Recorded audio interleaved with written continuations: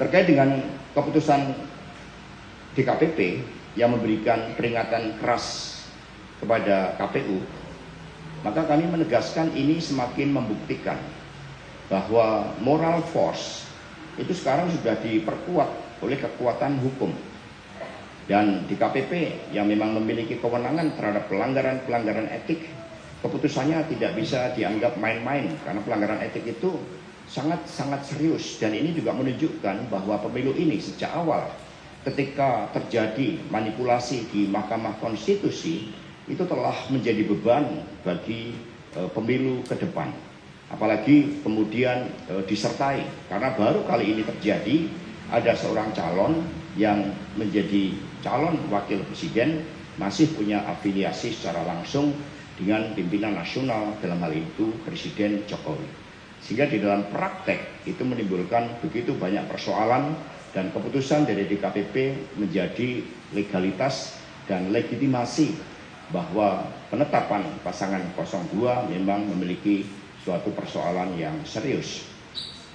Kemudian ini juga sebagai suatu upaya agar melalui keputusan DKPP tersebut, KPU dan Bawaslu betul-betul dapat menjalankan tugasnya dengan sebaik-baiknya.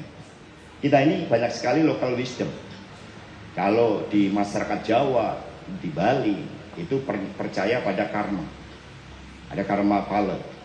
Nah, kalau suara rakyat ini dimanipulasi, itu dalam keyakinan masyarakat Jawa, termasuk Bali, bahkan yang ada di Lampung, di beberapa wilayah Indonesia, manipulasi suara rakyat itu implikasinya sangat luas. Itu bisa 7 turunan itu dampaknya. Sehingga kami menghimbau di luar peranatan-peranatan hukum yang memang telah mengikat KPU dan Bawaslu untuk bertindak sebagai penyelenggara pemilu yang baik, pemilu yang menempatkan suara rakyat sebagai hukum tertinggi yang harus ditaati, jangan sekali-kali dilakukan manipulasi bagi kepentingan siapapun. Sehingga KPU dan Bawaslu betul-betul bertindak dengan fair, dengan merdeka, independen, dengan jujur, dan mampu menghadapi berbagai tekanan-tekanan siapapun. Ini yang harus dilakukan. Jangan takut ketika KPU, Bawaslu menghadapi tekanan, kemudian mendapatkan berbagai konsekuensi, rakyat akan membela.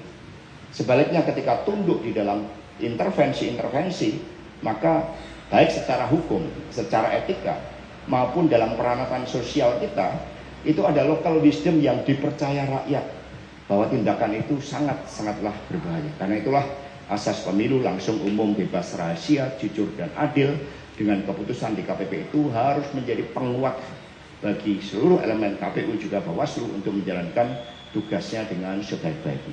Berdasarkan pertimbangan dan kesimpulan tersebut di atas, memutuskan, saya ulangi, berdasarkan pertimbangan dan kesimpulan tersebut di atas, memutuskan mengabulkan pengaduan para pengadu untuk sebagian.